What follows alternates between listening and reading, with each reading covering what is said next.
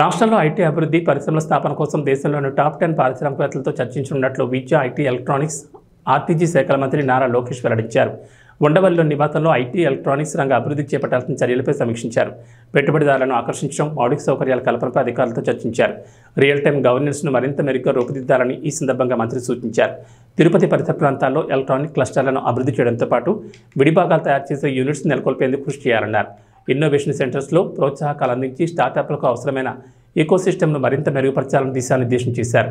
ఈ సమావేశంలో IT secretary Saurabh Goud, MD APTS Ramana Reddy, communication director D Venkatachalam, IT joint secretary Sujith Singh తదితరులు పాల్గొన్నారు.